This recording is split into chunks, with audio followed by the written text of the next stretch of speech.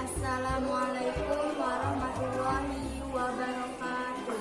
Perkenalkan, nama saya Kania dari kelas 8D. Perasaan saya setelah membuat keyakinan kelas, saya sangat senang.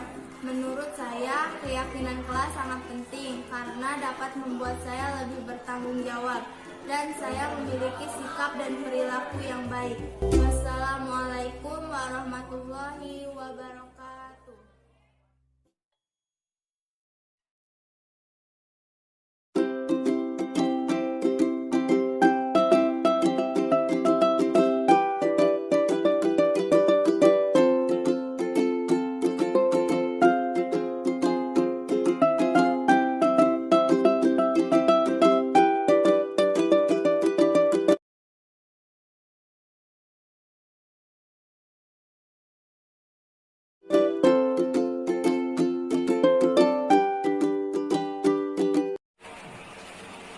Assalamualaikum warahmatullahi wabarakatuh.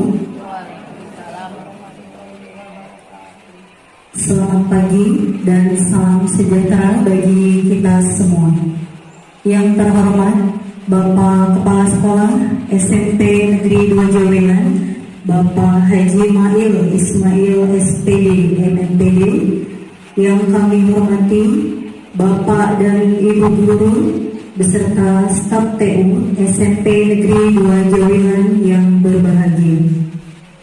Dengan senantiasa memanjatkan puji dan syukur kehadiran Tuhan Yang Maha Esa, Allah Subhanahu wa Ta'ala, perkenankanlah acara diseminasi dengan tema budaya positif di sekolah bertempat di SMP Negeri 2 Jawelan pada hari ini tanggal 12 Januari 2023 dimulai.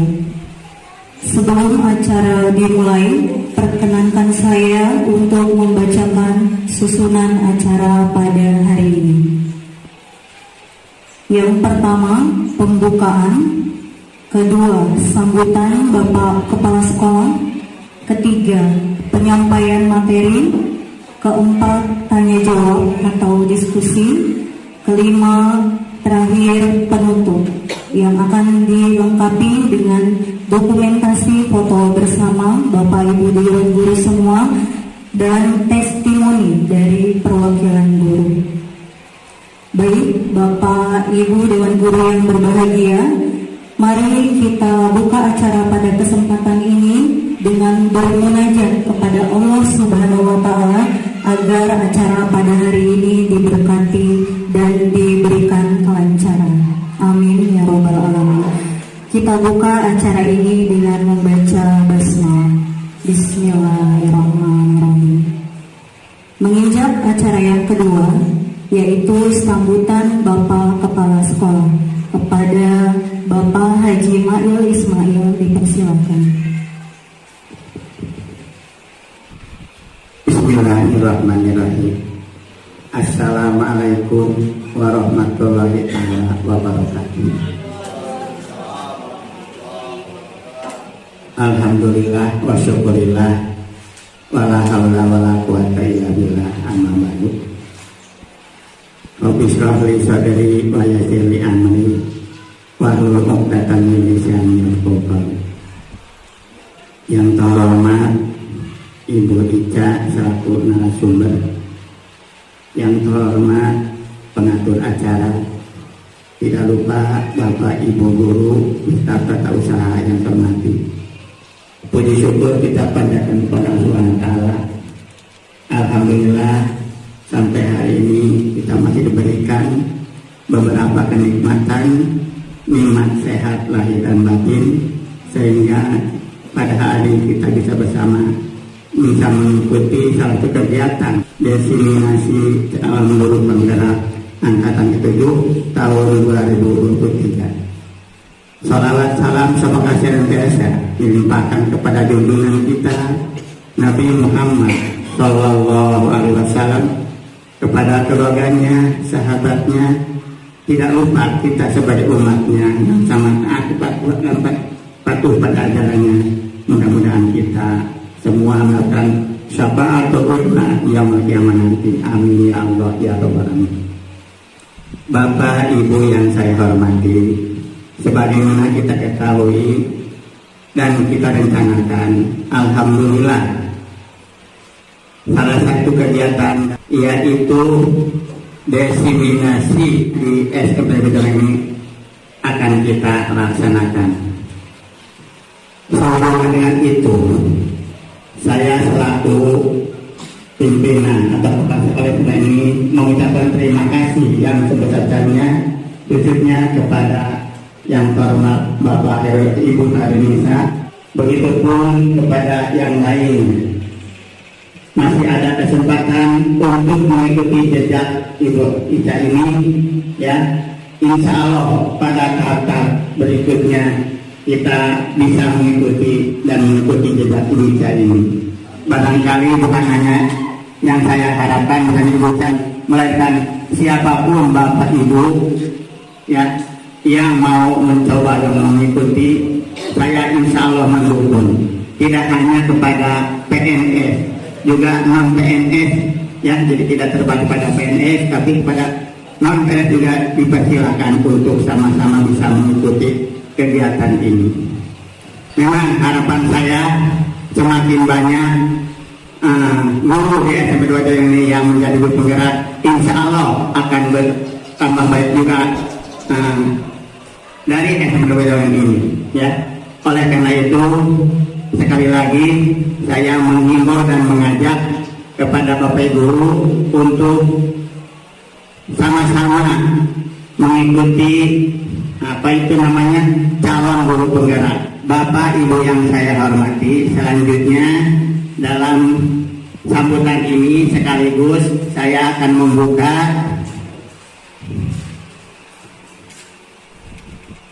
diseminasi budaya positif di sekolah oleh Hairunisa. Saya nyatakan dibuka. Demikian. Assalamualaikum warahmatullahi taala wabarakatuh.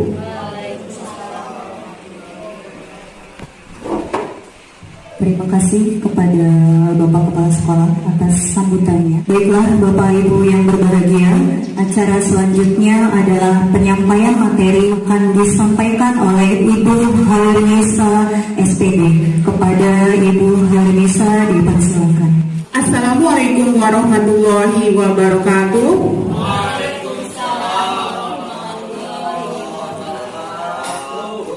Yang saya hormati Bapak Kepala Sekolah SMP Negeri 2 Jawilan, yang terhormat Bapak dan Ibu guru hebat yang bersedia menyediakan waktunya untuk melaksanakan kegiatan diseminasi hari ini.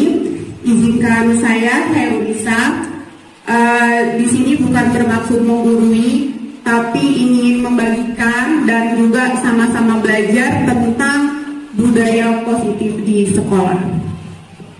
Sebelum memulai materi, mari kita melaksanakan mindfulness sebentar supaya kita bisa fokus terhadap materi. Untuk Bapak Ibu boleh dimohon untuk memejamkan mata sebentar. Silakan memejamkan mata, fokus untuk mengikuti kegiatan hari ini. Kemudian tarik nafas dalam-dalam melalui hidung, kemudian keluarkan melalui mulut. Sekali lagi ya, pejamkan mata sebentar, tarik nafas melalui hidung,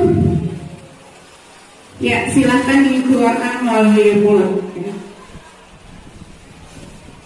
Ya, terima kasih Bapak Ibu guru hebat yang telah melaksanakan kegiatan mindfulness. Sebelum belajar, gimana Bapak Ibu hari ini? Sehat semua? Ya, alhamdulillah ya. Sebelum memulai materi, mari kita speaking sebentar. Boleh Bapak Ibu berdiri? Kalau saya mengucapkan semut, Bapak Ibu bergerak, misalkan seperti ini, besar. Kalau saya bilang gajah, berarti ya. Kita coba ya. Gajah? Ya, semut? Sekali lagi ya.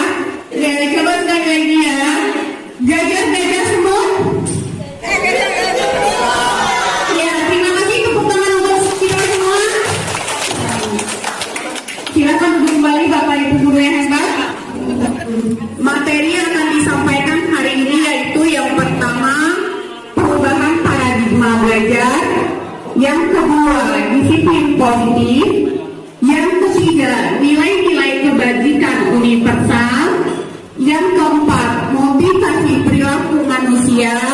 Yang kelima, hukuman dan penghargaan. Yang keenam, kebutuhan dasar manusia. Yang ketujuh, posisi kontrol restitusi. Yang kedelapan, keyakinan kelas. Dan kesembilan, segitiga restitusi. Tokoh di slide siapa Bapak Ibu? Ya, Ki Hajar Dewantara ya, sebagai Bapak Pendidikan Indonesia. Berdasarkan filosofi pendidikan Ki Hajar Dewantara, tujuan pendidikan adalah menuntun segala kodrat yang ada pada anak-anak agar mereka dapat mencapai keselamatan dan kebahagiaan yang setinggi-tingginya, baik sebagai manusia maupun sebagai anggota masyarakat. Dalam pelaksanaan di kelas itu berarti pembelajarannya berpusat pada guru atau berpusat pada peserta didik? Ya, betul sekali, berpusat pada peserta didik. Bapak dan Ibu ada yang mau membagikan pengalamannya tentang pembelajaran berpusat pada peserta didik? Pak Aan boleh menjawab tentang pengalamannya pembelajaran berpusat pada peserta didik. Terima kasih Indonesia sebagai calon guru penggerak. Pengalaman saya dalam hal pembelajaran yang berpusat pada peserta didik itu melalui kegiatan praktikum. Ya. Jadi saya sebagai guru menyiapkan dulu KPD-nya, lalu nanti dibagikan ke siswa. Siswa dibikin kelompok dulu, terus KPD-nya dibagikan ke siswa. Nah, siswa terus mempelajari dulu apa yang ada di dalam KPD tersebut. Lalu guru menjelaskan secara umum. Nah, setelah itu apa yang ada di KPD dalam siswa dipraktekkan.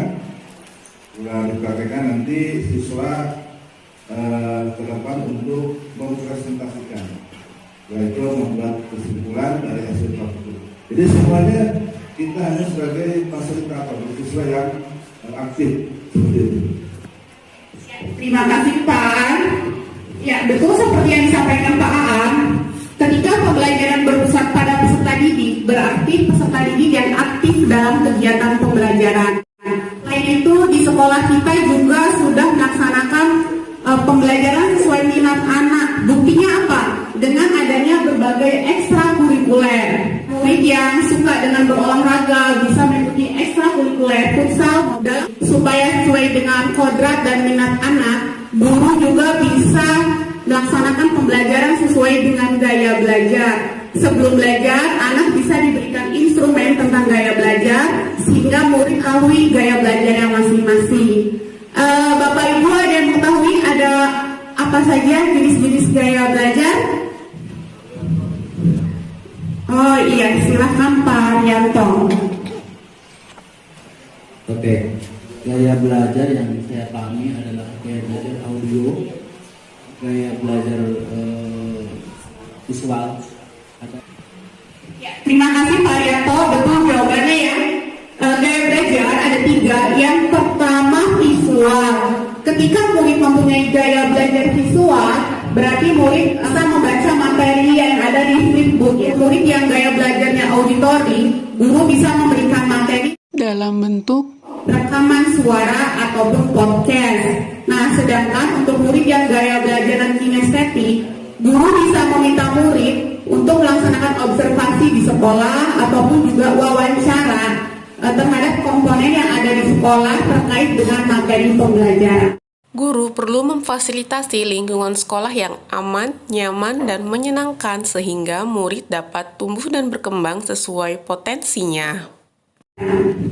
Trilogi pendidikan. Bapak Ibu ada yang masih ingat tentang trilogi pendidikan ada 3? Oh boleh Pak, silakan. Kalau tidak salah yang diambil oleh Hajar Dewantara, Ima Sosuntulodo, Ima Diomutar Sosuntulodo Handayani, di depan memberi contoh, di tengah-tengah memberi semangat, dan di belakang memberikan dorongan. Itu yang saya tahu. Terima kasih Pak atas jawabannya. Trilogi pendidikan ada 3. Yang pertama, ingat sosok Tulodo. Di depan guru memberi contoh, berarti guru harus menjadi teladan untuk murid-muridnya. Yang kedua, Imaja Mangunkarsa, di tengah memberikan semangat. Dan yang ketiga, Tuturi Handayani, yaitu juga akan memberikan dorongan. Nah, terkait dengan materi budaya positif, berarti kita sebagai guru wajib melaksanakan budaya positif sehingga anak-anak bisa menerapkan budaya positif di sekolah. Penerapan budaya positif di sekolah, Bapak Ibu ada yang mau membagikan cerita tentang apa saja sih contoh budaya positif yang ada di sekolah kita? Atau Pak Nafsir ya?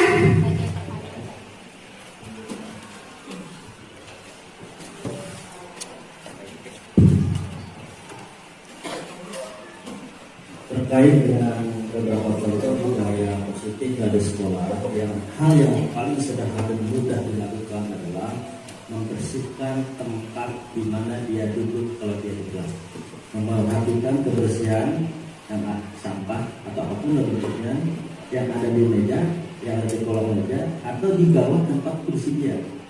Kalau semua begitu melakukan, maka sekolah itu tetap bersih.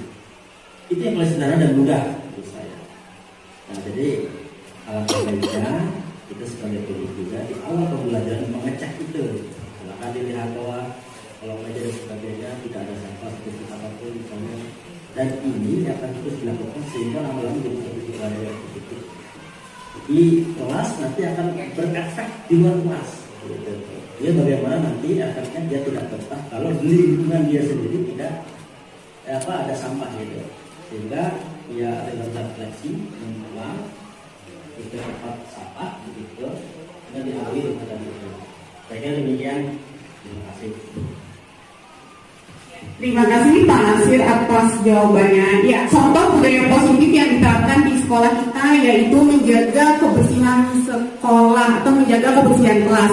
Berarti kalau seperti itu anak-anak sudah menerapkan nilai peduli ya. Berarti peduli terhadap kebersihan kelas. Silakan sekarang Bapak Ibu berpasangan ya. Yang di sebelah kanan saya, yang barisan ini berarti ya. Silakan mengepalkan tangan.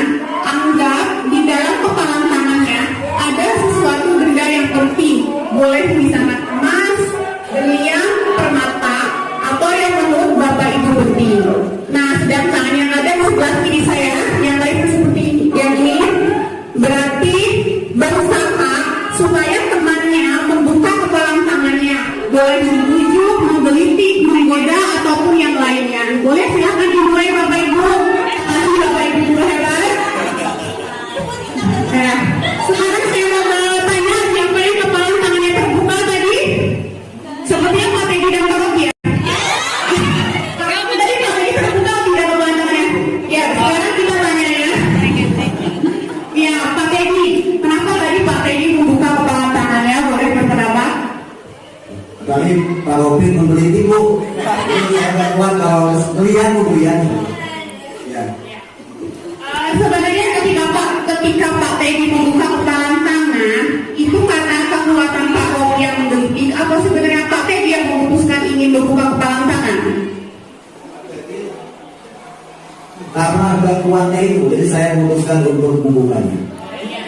Ya, terima kasih. Kenapa tadi Ibu tetap mempertahankan untuk menutup kepalan tangan?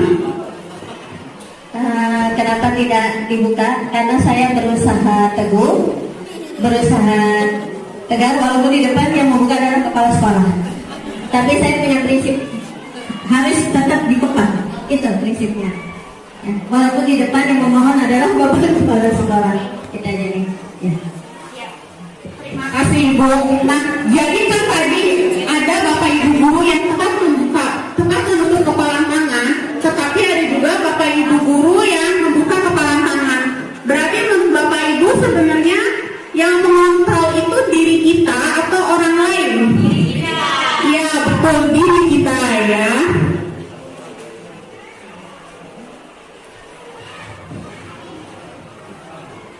Nah, di sini apakah kita membuka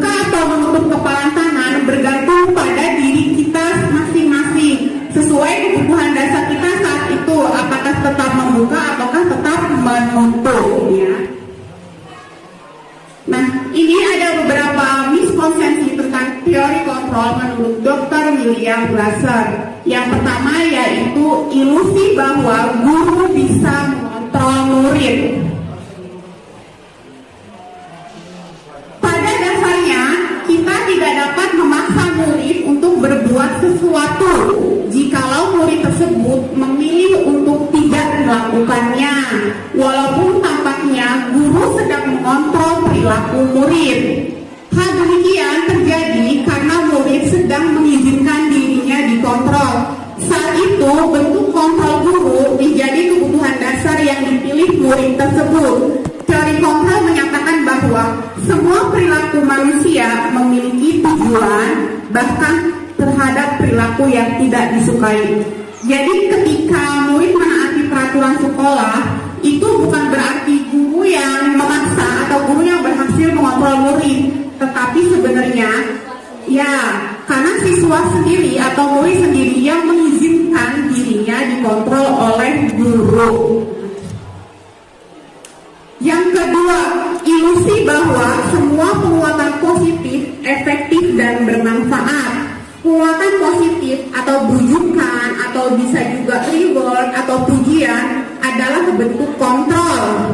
Segala usaha untuk mempengaruhi murid agar mengulangi suatu perilaku tertentu adalah usaha untuk mengontrol murid tersebut. Dalam jangka waktu tertentu, kemungkinan murid tersebut akan menyadarinya dan mencoba untuk menolak bujukan kita. Atau bisa jadi murid tersebut menjadi tergantung pada pendapat sang guru untuk berusaha. Ketiga, ilusi bahwa kritik dan membuat orang merasa bersalah dapat menguatkan karakter. Menggunakan kritik dan rasa bersalah untuk mengontrol murid menuju identitas gagal. Mereka belajar untuk merasa buruk tentang diri mereka. Selanjutnya, ilusi bahwa orang dewasa memiliki hak untuk memaksa. Slide ini tentang perbedaan teori stimulus respon dan teori kontrol.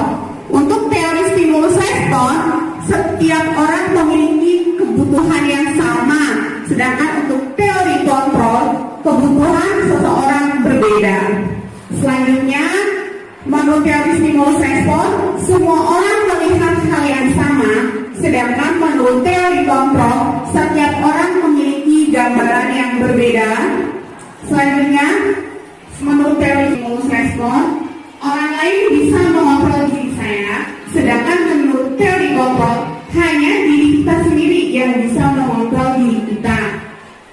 Menurut teori stimulus respon, pemaksaan ada pada saat bujukan gagal.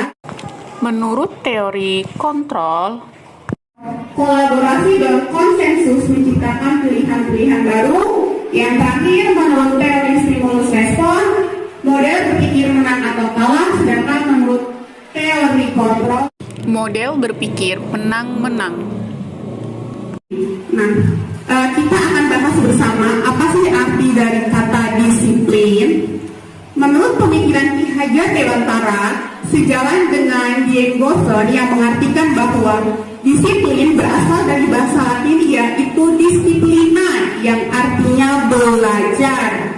Disiplin juga berasal dari akar kata yang sama dengan disciple atau yang artinya murid atau pengikut. Untuk menjadi seseorang harus paham betul alasan mengapa mereka mengikuti suatu aliran atau ajaran tertentu, sehingga motivasi yang terbangun adalah motivasi intrinsik atau bukan ekstrinsik. Sehingga dapat disimpulkan bahwa disiplin positif adalah kontrol diri, yaitu belajar untuk kontrol diri agar dapat mencapai suatu tujuan mulia. Tujuan disiplin positif adalah menanamkan motivasi yang ketiga pada murid-murid kita, yaitu untuk menjadi orang yang mereka inginkan dan menghargai diri sendiri dengan nilai-nilai yang mereka percaya. Ketika murid-murid kita memiliki motivasi tersebut, mereka telah memiliki motivasi intrinsik yang berdampak jangka panjang, motivasi yang tidak akan terpengaruh pada adanya hukuman atau hadiah. Mereka akan tetap berperilaku baik dan melandaskan nilai-nilai kebajikan karena mereka ingin menjadi orang yang menjunjung tinggi nilai-nilai yang mereka hargai atau mencapai suatu tujuan mulia. Jadi ketika anak sudah memiliki disiplin positif, berarti mereka melakukan sesuatu atau berperilaku itu dari dalam diri ya, bukan karena takut hukuman, bukan karena ingin dipuji, tapi karena mereka meyakini nilai-nilai kebajikan universal. Apa sih nilai-nilai kebajikan universal? Tujuan mulia di sini mengacu pada nilai-nilai atau prinsip mulia yang dianut seseorang. Kita namakan nilai-nilai tersebut sebagai nilai-nilai kebajikan universal. Nilai-nilai kebajikan adalah sifat-sifat positif manusia yang merupakan tujuan yang ingin dicapai oleh setiap individu. Dian Goslan mengemukakan bahwa dengan mengaitkan nilai-nilai kebajikan yang diyakini seseorang, maka motivasi intrinsiknya akan terbangun, sehingga menggunakan motivasi dari dalam diri untuk mencapai tujuan mulia yang diinginkan. Nah, ada beberapa nilai kebajikan universal yang untuk belajar Indonesia disebut dengan profil belajar Pancasila. Bapak Ibu ada yang mau menyampaikan dimensi profil belajar Pancasila? Mandiri, berkebinekaan global, kreatif. Terima kasih Bu Ica. Terima kasih Ibu atas jawabannya. Ya, betul sekali ya. Ada 6 dimensi profil pelajar Pancasila. Dimensi-dimensi profil pelajar Pancasila yaitu yang pertama, beriman bertakwa kepada Tuhan Yang Maha Esa dan berakhlak mulia. Yang kedua, mandiri. Yang ketiga, bernalar kritis. Yang keempat, berkebinekaan global. Yang kelima, bergotong royong. Dan yang keenam, kreatif. Nah, selain itu ada beberapa institusi yang menyebutkan tentang nilai-nilai kebajikan universal. Nilai-nilai kebajikan universalnya yaitu ada rasa hormat, integritas, mandiri, menghargai, antusias, empati, keingintahuan, kreativitas, kerjasama, percaya diri dan komitmen. Selain yang ada di slide ini, masih banyak lagi nilai-nilai kebajikan universal. Ya, teori motivasi menurut Dian Goslan ada 3. Yang pertama yaitu untuk menghindari ketidaknyamanan atau hukuman. Anak berperilaku atau melakukan sesuatu untuk menghindari hukuman ya. Ini adalah tingkat terendah dari motivasi perilaku manusia. Biasanya orang yang motivasi perilakunya untuk menghindari hukuman atau ketidaknyamanan akan bertanya, apa yang akan terjadi apabila saya tidak melakukannya? Sebenarnya mereka sedang menghindari permasalahan yang mungkin muncul dan berpengaruh pada mereka, baik secara fisik maupun psikologis, maupun tidak terpenuhinya kebutuhan mereka. Bila mereka tidak melakukan tindakan tersebut, motivasi ini bersifat eksternal. Ketika seorang anak melakukan sesuatu karena takut diberi hukuman, berarti itu motivasinya masih dari luar, bukan dari dirinya sendiri. Contohnya misalkan saya mau masuk kelas tepat waktu setelah jam istirahat. Kenapa? Karena kalau saya tidak masuk kelas tepat waktu, misalkan saya akan disanksi untuk menyapu di halaman sekolah. Itu berarti motivasinya masih eksternal ya, bukan intrinsik. Yang kedua, untuk mendapatkan imbalan atau penghargaan dari orang lain. Motivasi ini satu tingkat di atas motivasi yang pertama. Orang berperilaku untuk mendapatkan imbalan atau penghargaan dari orang lain. Orang dengan motivasi ini akan bertanya, apa yang akan saya dapatkan apabila saya melakukannya? Mereka melakukan sebuah tindakan untuk mendapatkan pujian dari orang lain yang menurut mereka penting dan mereka letakkan dalam dunia berkualitas mereka. Mereka juga melakukan sesuatu untuk mendapatkan hadiah, pengakuan, imbalan. motivasi ini bersifat eksternal. Misalnya, Bu, saya mau maju presentasi, tapi saya dapat poin tambahan ya. Nah, berarti kalau seperti ini, berarti motivasinya juga masih eksternal atau dari luar ya. Yang ketiga yaitu untuk menjadi orang yang mereka inginkan dan menghargai diri sendiri dengan nilai-nilai yang mereka percaya. Orang dengan motivasi ini akan bertanya, akan menjadi orang yang seperti apa apabila saya melakukannya? Mereka melakukan sesuatu karena nilai-nilai yang mereka yakini dan mereka hargai. Dan mereka melakukannya karena ingin menjadi orang yang melakukan nilai-nilai yang mereka yakini tersebut. Ini adalah motivasi yang akan membuat seseorang memiliki disiplin positif karena motivasi perilakunya bersifat internal. Dari ketiga motivasi tadi, menurut Bapak Ibu, yang baik itu yang mana? Ya, yang satu, dua, atau yang ketiga? Iya, betul Bapak Ibu ya, yang ketiga. Ya, betul. Jadi anak-anak melakukan sesuatu karena mereka menghargai diri sendiri dengan nilai-nilai yang mereka percaya ya. Misalkan seperti ini. Misalkan Wulan, kamu ingin menjadi orang yang seperti apa? Saya ingin menjadi orang yang jujur. Berarti menurut Wulan, untuk menjadi orang jujur, apa yang akan kamu lakukan atau laksanakan? Saya akan jujur. Ketika ulangan. Selanjutnya tentang hukuman, penghargaan, dan restitusi. Secara umum, hukuman dalam hukum adalah sanksi fisik maupun psikis yang kesalahan atau pelanggaran yang dilakukan. Hukuman mengajarkan tentang apa yang tidak boleh dilakukan.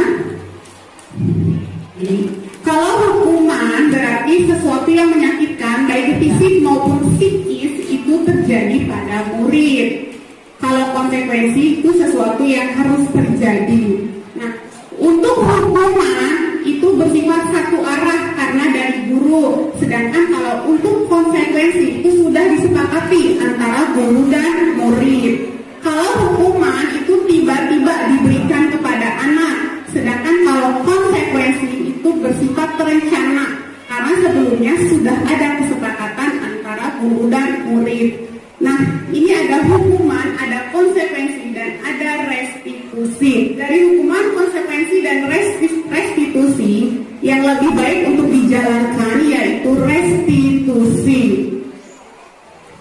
Restitusi merupakan proses kolaboratif yang mengajarkan murid untuk mencari solusi masalah mereka dan membantu murid berpikir tentang orang-orang seperti apa yang mereka ingin menjadi dan bagaimana mereka harus memperlakukan orang lain. Jadi untuk restitusi, solusi atau masalah dari perilaku anak yang tidak baik itu munculnya dari diri anak sendiri, bukan dari guru. Misalkan Bu, ada anak yang tidak mengerjakan tugas. Nah, guru bertanya, misalkan, Andi, kenapa kamu tidak mengerjakan tugas? Oh iya Bu, semalam bapak saya sakit, jadi saya merawat bapak saya yang sakit. Nah, kemudian guru bisa bertanya lagi, jadi kalau seperti itu, Andi melanggar nilai apa? Oh, saya melanggar nilai tanggung jawab. Nah, kemudian guru bisa bertanya lagi. Jadi untuk memperbaiki perilaku Andi yang salah, apa yang akan Andi lakukan? Oh, saya akan mengerjakan tugasnya ketika jam istirahat Bu. Jadi untuk restitusi ada dialog antara guru dan murid. Nah, murid diberi pilihan untuk menemukan sendiri solusi atas permasalahannya. Selanjutnya akan kita bahas kenapa sih penghargaan itu kurang efektif. Jika kita menggunakan penghargaan, maka orang tersebut akan bergantung pada penghargaan yang diberikan. Jika seseorang mengharapkan suatu penghargaan dan tidak mendapatkannya, maka orang tersebut akan kecewa dan berkecil hati, serta kemungkinan lain kali tidak akan berusaha keras seperti sebelumnya, karena dia sudah kecewa sebelumnya tidak mendapatkan penghargaan. Selanjutnya, jika guru memberikan seseorang suatu penghargaan untuk melakukan sesuatu, maka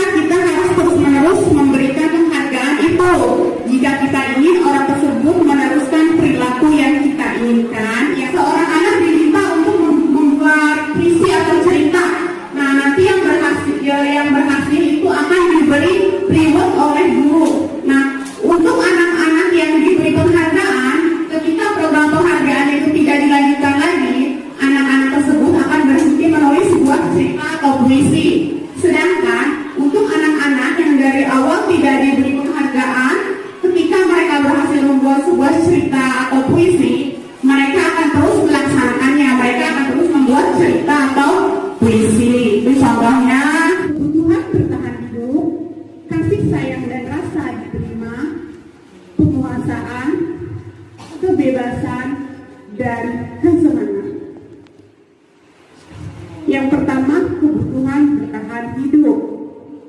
Kebutuhan bertahan hidup adalah kebutuhan yang bersifat fisiologis untuk bertahan hidup. Misalnya, kesehatan, rumah, dan makanan. Contohnya, misalkan ketika jam istirahat, ketika anak-anak sedang jajan, ada satu anak A yang mengambil jajanan atau makanan temannya. Ketika ditanya, kenapa kamu mengambil makanan teman kamu? Kalau jawaban dia karena lapar, berarti dia untuk memenuhi kebutuhan dasarnya, yaitu kebutuhan untuk bertahan hidup. Yang kedua, kasih sayang dan rasa diterima. Kebutuhan ini dan 3 kebutuhan berikutnya adalah kebutuhan psikologis, yaitu kebutuhan untuk disayangi dan diterima oleh orang lain. Contohnya, ada anak yang ketika jam pelajaran itu tidak di kelas. Nah, kemudian guru menyampaikan ke orang tuanya. Akhirnya orang tuanya menyampaikan ke anaknya, lebih memberikan perhatian ke anaknya. Berarti anak tersebut adalah butuh kasih sayang atau rasa diterima. Yang ketiga, kebutuhan akan penguasaan.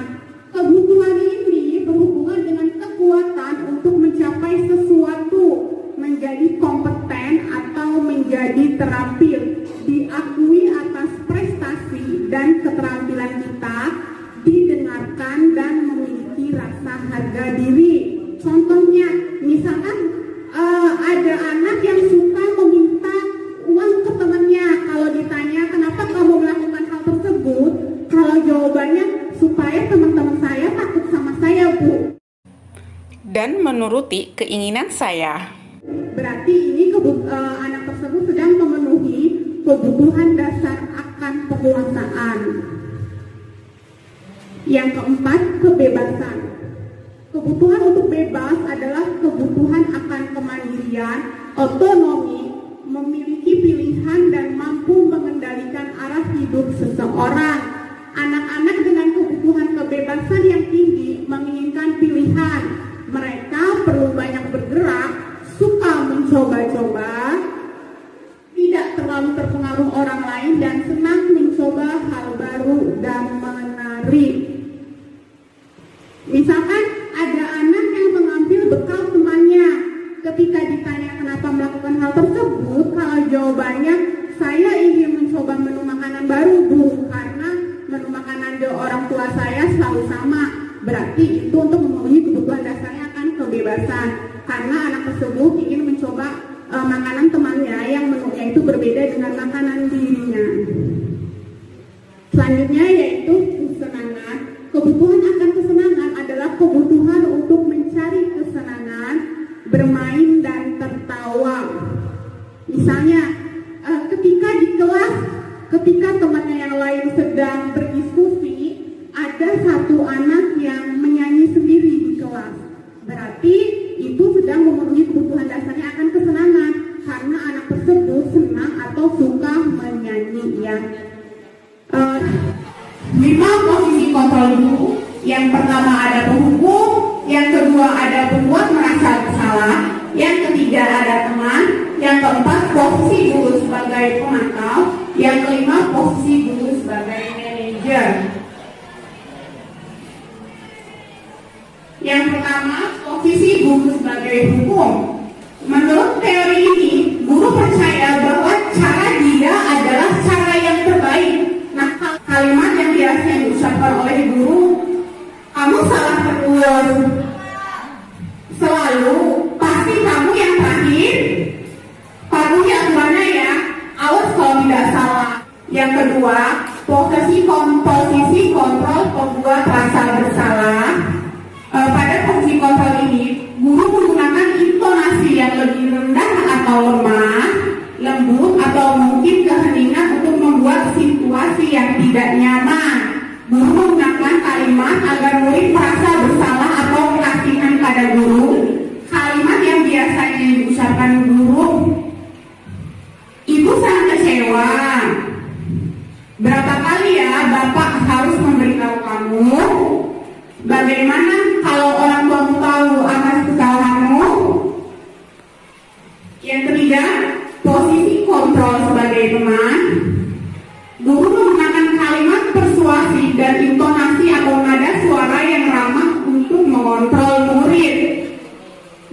menggunakan humor dan mempunyai hubungan baik dengan murid.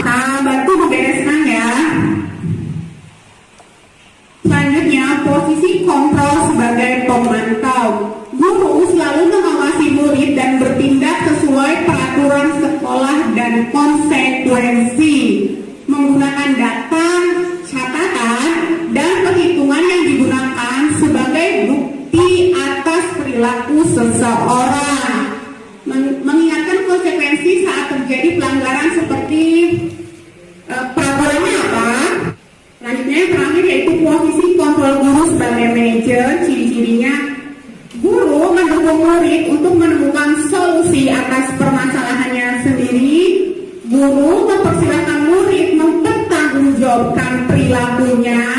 Guru mendukung murid untuk merdeka, mandiri, dan bertanggung jawab. Menggunakan restitusi untuk mengajak murid menganalisis keadaan untuk memperbaiki kesalahannya.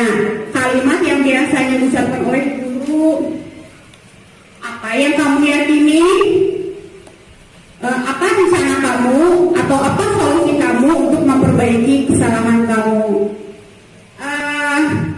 Dari 5 posisi kontrol tadi, mari kita berefleksi kira-kira menurut Bapak Ibu kita ada di posisi kontrol yang mana?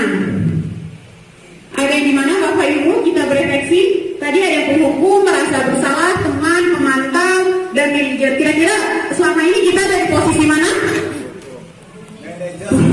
Penghukum, manajer, ya bagus, saya sudah ada yang di posisi manajer. Bapak Ibu ada yang mau membagikan pengalamannya? Misalkan ada anak melakukan kesalahan, kemudian Bapak Ibu guru menuntut murid untuk menyelesaikan atau menemukan solusi atas permasalahannya. Bu Ender mau berpendapat? Terima kasih kepada Bu Ica. Saya selama ini mendidik siswa. Sebetulnya tidak hanya di posisi manajer saja, saya bisa juga bertindak sebagai teman. Karena bagi saya guru ini memang tanggung jawabnya berat ya.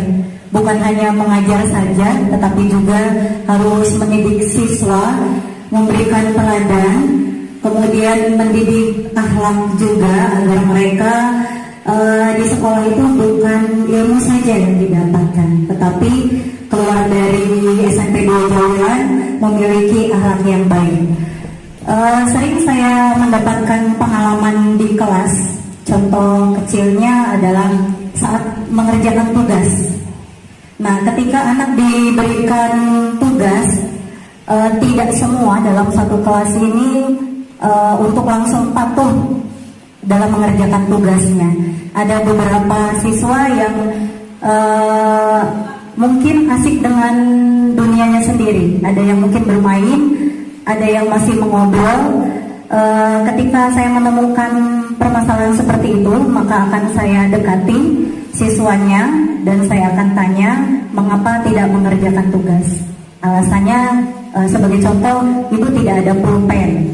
Nah, maka saya akan memberikan pilihan bagaimana supaya kalian bisa mengerjakan tugas. Ya Bu, sebentar saya akan membeli pulpen terlebih dahulu. Jadi tidak langsung menghukum siswa atau tidak langsung berpikiran buruk kepada siswa, tetapi kita berikan pilihan terhadap siswa apa yang harus dilakukan supaya mereka bisa bertanggung jawab atas pilihannya sendiri. Terima kasih. Terima kasih Bu Endang yang telah membagikan pengalamannya. Ini ada kalimat, Bapak sangat kecewa dengan kamu. Berarti ini posisi kontrol kamu sebagai apa? Ini. Yang lain, pendapat yang lain? Ada 5 posisi kontrol. Yang pertama penghukum, yang kedua pembuat merasa bersalah, yang ketiga sebagai teman, pemantau, dan manajer. Ya betul ya, pembuat merasa bersalah. Sebelum mari kita simak video tentang posisi kontrol guru.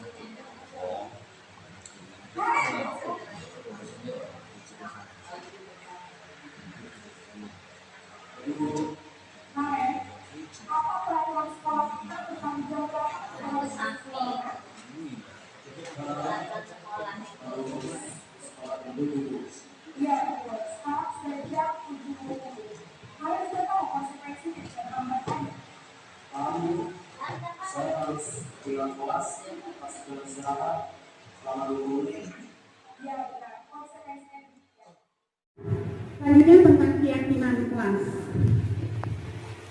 Mengapa kita memiliki peraturan tentang penggunaan helm pada saat mengendarai motor? Kira-kira kalau Bapak Ibu naik motor itu pakai helm, apa alasannya? Dan lebih aman dan terhindar dari kecelakaan. Ya, terima kasih Bu Ratika. Ketika jawabannya Bu Ratika supaya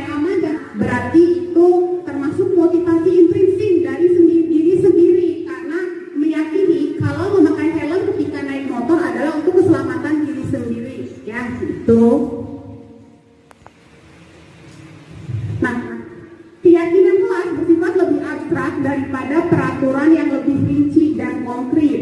Keyakinan kelas berupa pernyataan-pernyataan universal, contohnya seperti menghargai, toleransi.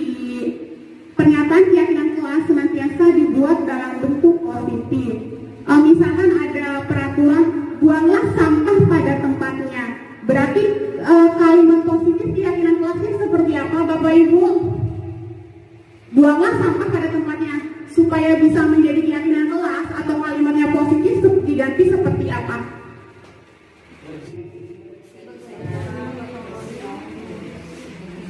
Iya, betul ya, peduli terhadap kebersihan kelas, ya, itu.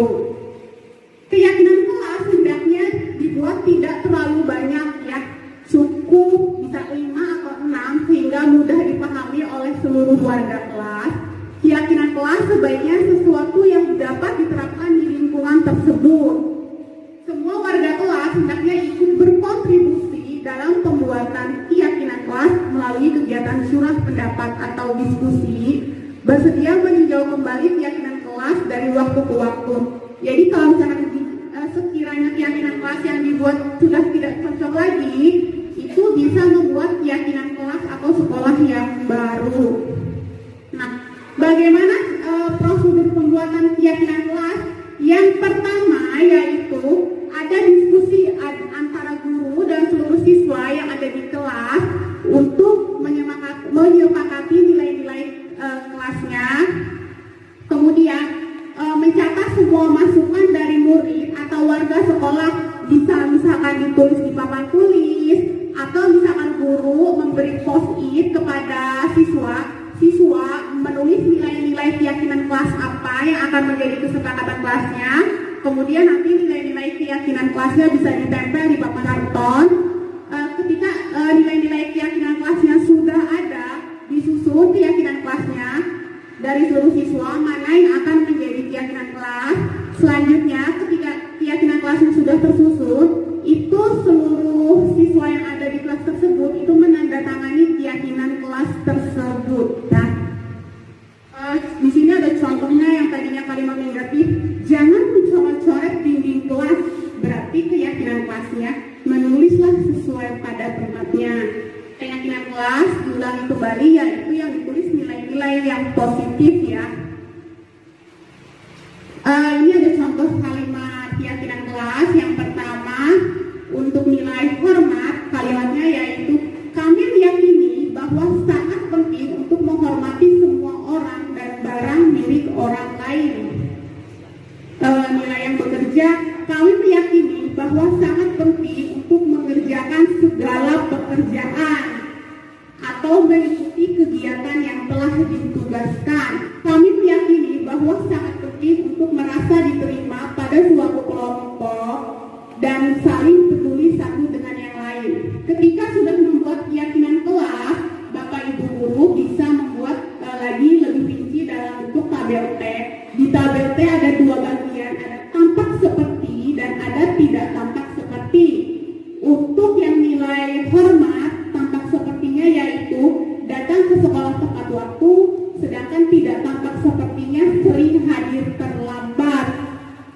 Yang kedua, menyapa teman dan guru setiap hari, dan tidak tampak sepertinya yaitu tak acuh kepada teman dan guru. Yang ketiga, mengembalikan barang teman yang telah dipinjam dan mengucapkan kalimat terima kasih. Tidak tampak sepertinya yaitu tidak mengembalikan barang yang sudah dipinjam dan meletakkan sembarangan. Akhirnya setelah membuat tabel T, Bapak Ibu guru bisa membuat tabel Y. Tabel Y ada 3 komponen: terlihat, berdengar, dan berperilaku. Yang terlihat contohnya berempati terhadap perasaan orang lain, memegang barang milik orang lain hanya dengan izinnya, mendengarkan dengan seksama, senantiasa berbuat baik dan berbagi. Sedangkan untuk yang terdengar, ayo saya bantu, kita bisa selesaikan ini bersama, tolong ya, permisi, boleh saya pinjam, nanti akan segera saya kembalikan. Untuk komponen yang berperilaku, anak tersebut selalu tersenyum ramah, memberikan salam hormat atau berjabat tangan, memberikan ruang untuk bekerja, dan postur tubuh yang tenang. Nah, ini ada contoh ketika anak-anak membuat keyakinan kelas, nilai atau keyakinan kelasnya itu bisa anak menulisnya di post-it dan menempelkannya di karton ya. Nah, ini kalau ada kalimat dilarang melakukan bullying baik fisik maupun non fisik, berarti kira-kira nilai keyakinan kelasnya apa, Bapak Ibu? Boleh kita saling berdiskusi? Toleransi. Iya, toleransi bisa ya, betul Pak Yanto. Nah, ini keyakinan kelas yang pernah dibuat di kelas 7B, yaitu berdasarkan kesepakatan antara guru dan siswa, yaitu ada disiplin, 5S saling senyum sapa sopan dan santun, bertanggung jawab, peduli, dan menghargai. Nah, ini untuk membuat keyakinan kelas yang ditulis nilai-nilai kebajikan universalnya ya. Nah, ini anak bisa menuliskan nilai-nilai kebajikan universalnya di papan tulis. Setelah sudah jadi bisa ditulis di karton. Kemudian jika sudah ditandatangani oleh seluruh siswa di kelas, nilai-nilai keyakinan kelasnya bisa dipajang di kelas atau di tempat lain yang terlihat oleh siswa.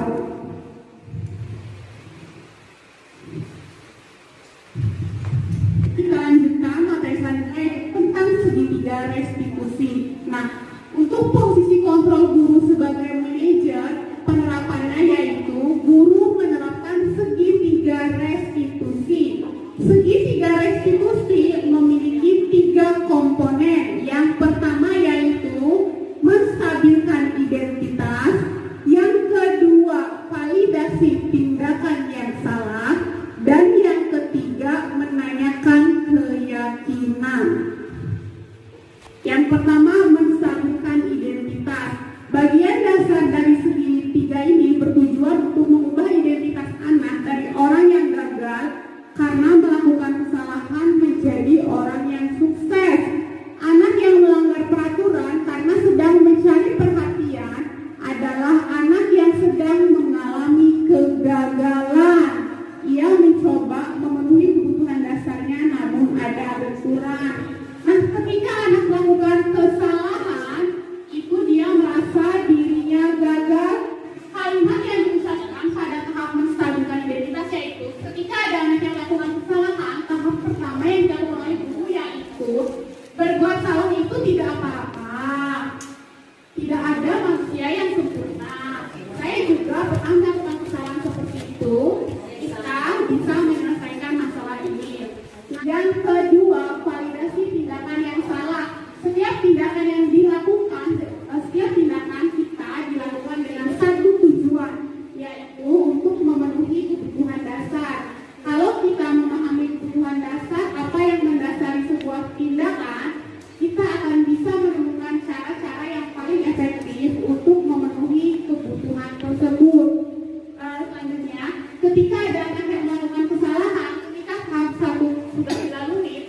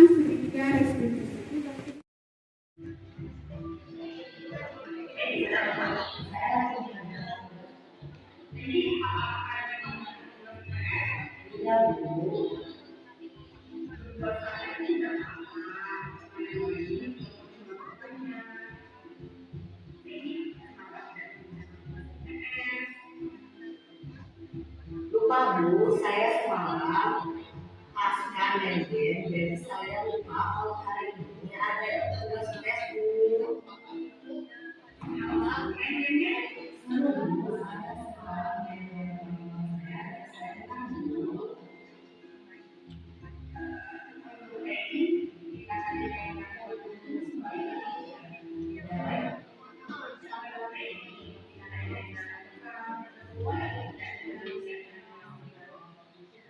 Tidak sesuai.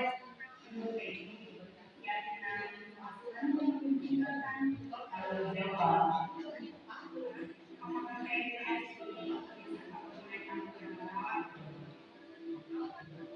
Iya Bu, saya lihat email.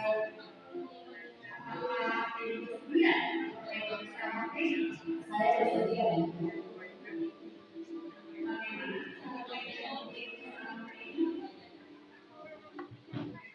Saya akan mengerjakan tugas hari ini pada jurnal selanjutnya. Seperti ada tugas, saya akan mengerjakan Anda untuk tugasnya.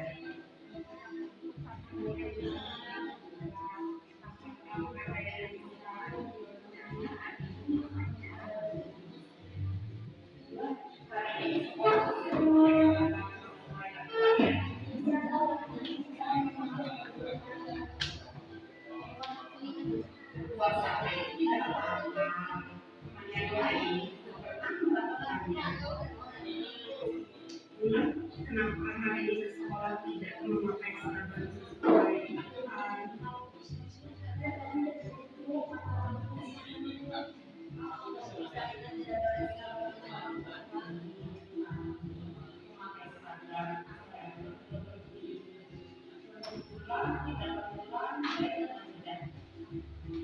Iya Bu.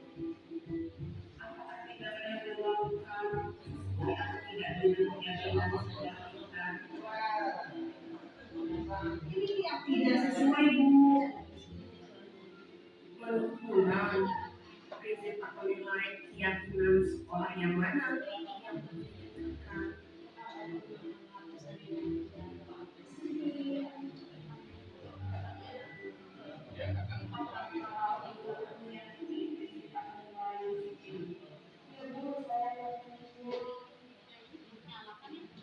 Apakah bulan bersedia memiliki saluran?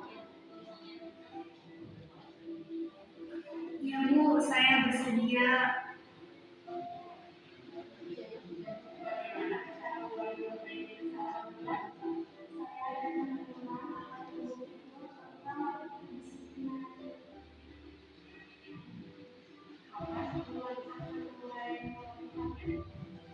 Hari ini di jam istirahat. Ingin menjadi orang yang seperti apa? Saya akan menjadi anak yang disiplin, contohnya memakai seragam sesuai aturan dan mendatang ke sekolah.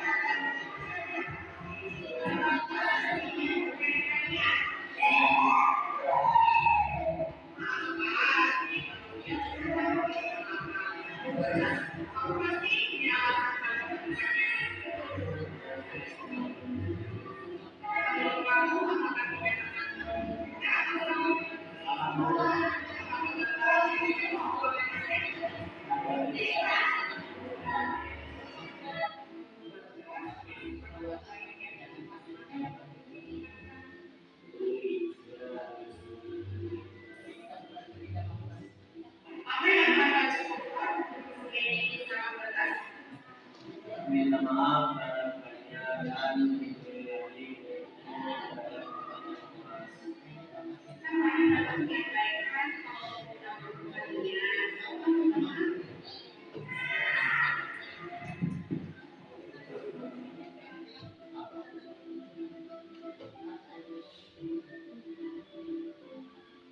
Assalamualaikum warahmatullahi wabarakatuh. Perkenalkan, nama saya Dewi. Ketika melaksanakan tes diskusi menimbulkan keinginan motivasi untuk bertanggung jawab yaitu mengerjakan tugas. Iya, terima kasih. Wassalamualaikum warahmatullahi wabarakatuh. Assalamualaikum warahmatullahi wabarakatuh. Nama saya Wulan. Dengan penerapan segitiga restitusi dapat mengembangkan motivasi dan menanamkan nilai diri sehingga dapat menyelesaikan permasalahan saya sendiri. Assalamualaikum warahmatullahi wabarakatuh. Nama saya Bagas. Segitiga restitusi ada motivasi dari diri saya untuk bersikap peduli yaitu menjaga kebersihan kelas. Saya juga termotivasi untuk menyelesaikan permasalahan saya sendiri. Bapak dari Kemudian Hebat sudah menyimak tentang contoh penerapan segitiga restitusi. Segitiga restitusi ada berapa tahapan, Bapak atau Ibu? Ada berapa tahapan segitiga restitusi? 3. Ya, betul, ada 3. Yang pertama, menstabilkan identitas. Kenapa? Karena ketika anak melakukan kesalahan, itu anak menjadi identitas yang legal sehingga tidak bisa menemukan solusi atas permasalahannya. Tahap yang kedua, Pak, apa Bapak Ibu? Validasi tindakan. Ya, betul, validasi tindakan yang salah. Ketika ada anak yang membuat kesalahan, kita bisa menanyakan alasannya. Yang ketiga, apa yang terakhir Bapak dan Ibu? Menanyakan Iya, keyakinan. menanyakan nilai keyakinannya. Kesimpulan kegiatan hari ini yaitu guru mampu merefleksi posisi kontrol dirinya sebagai guru pada saat ini. Kita bisa merefleksi kira-kira kita ada di posisi yang mana. Selanjutnya, guru melaksanakan posisi guru sebagai manajer dan menerapkan segitiga restitusi sehingga guru menuntut murid menjadi murid yang mandiri dan bertanggung jawab, mengembangkan motivasi intrinsik murid atau dari dalam diri sehingga murid dapat menanamkan nilai-nilai kebajikan. Murid mempunyai wawasan untuk dapat menyelesaikan permasalahannya sendiri. Murid menjadi percaya diri, mandiri dan merdeka. Kenapa disebut menjadi murid yang bertanggung jawab? Karena ketika anak melakukan kesalahan atau perbuatan yang tidak baik, murid bisa bertanggung jawab untuk menyelesaikan solusi atas permasalahannya. Ya, sebenarnya pada dasarnya kita pasti pernah melaksanakan posisi guru sebagai manajer.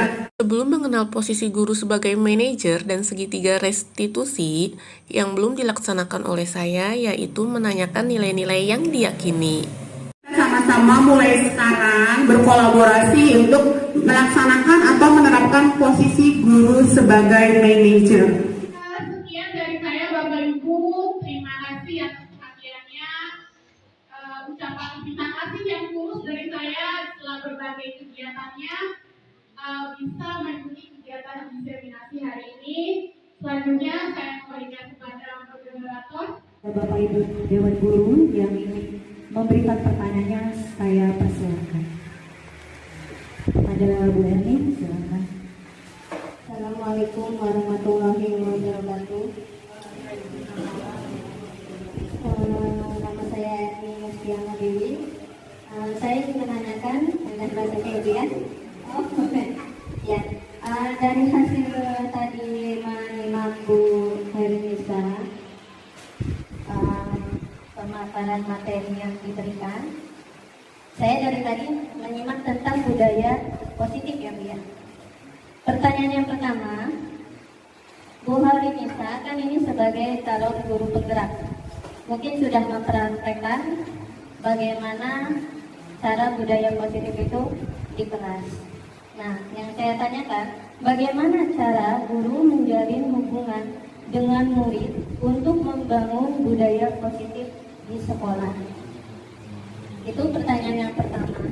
Untuk yang kedua, tadi saya menyimak materi tentang keyakinan. Betul tidak Bu? Ya.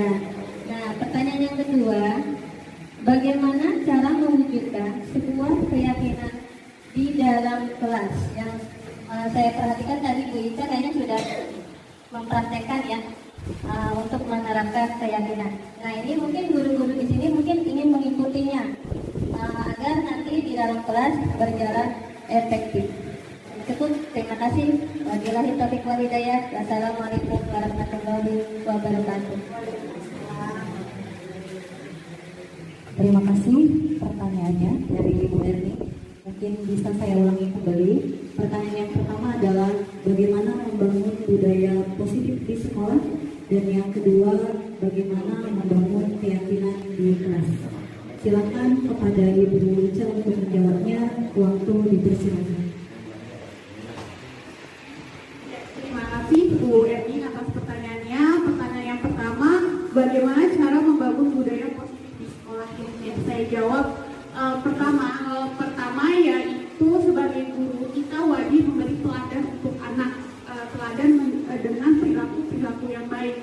Selanjutnya kita menuntut anak untuk berperilaku dari motivasi internal atau dari dalam dirinya sendiri untuk berperilaku sesuai nilai-nilai kebajikan ya itu. Jadi anak melakukan sesuatu itu bukan karena takut dihukum atau bukan karena mendapat pujian. Pertanyaan yang kedua, bagaimana cara mewujudkan keyakinan kelas? Tentu yang pertama yaitu bisa pertama dimulai memberikan sesi diskusi, anak berdiskusi, bercurah pendapat untuk menyampaikan nilai-nilai keyakinan kelas mana yang diinginkan. Setelah terkumpul itu bisa ditandatangani oleh guru dan siswa. Jadi guru dan siswa sepakat untuk melaksanakan nilai keyakinan tersebut. Nah, setelah disepakati dan ditandatangani oleh guru dan siswa, nilai-nilai keyakinan kelasnya itu bisa dipajang di sekolah atau di tempat-tempat yang bisa dilihat oleh semua warga sekolah atau oleh siswa. Baiklah, tidak terasa rangkaian acara sudah kita lewati bersama. Terima kasih kepada Bapak, Ibu Dewan Guru yang sudah berpartisipasi dalam acara diseminasi budaya positif. Semoga apa yang sudah kita dapatkan bersama menambah wawasan kita semua dan ilmu yang didapatkan bisa disebarluaskan. Amin ya Rabbal alamin. Saya selaku pembawa acara dan panitia yang bertugas mohon maaf atas kekurangan ataupun salah kata dan perbuatan. Baiklah, kita sampai di acara yang terakhir yaitu penutup. Kita tutup acara ini dengan membaca hamdalah secara bersama-sama.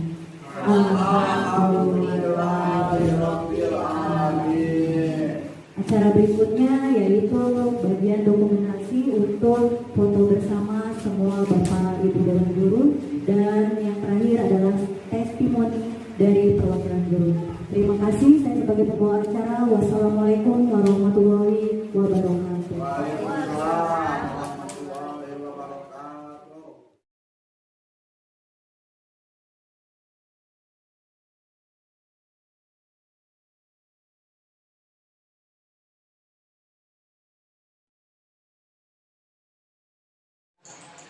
Nama saya Arianto dari Guru SMP Negeri 2 Jiran.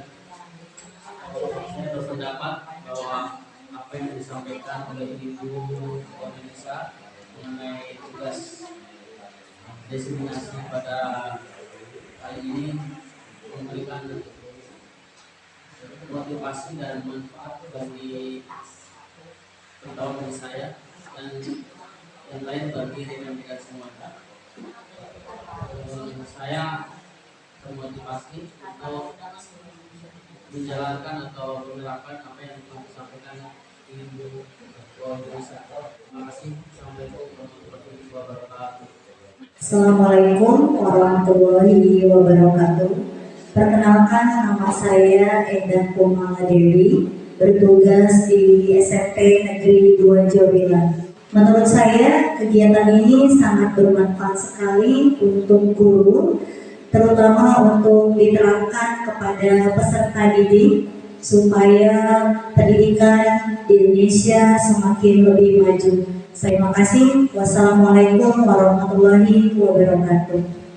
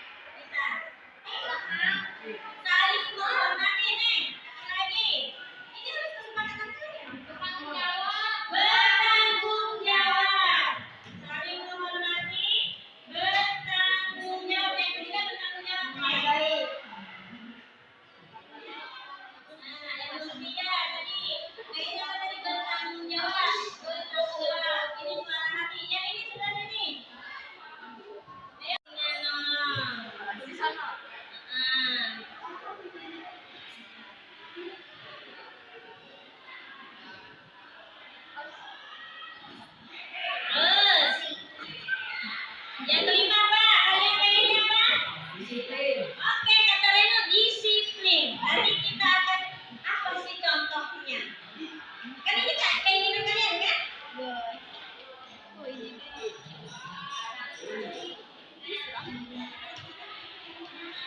Kita berbau sama.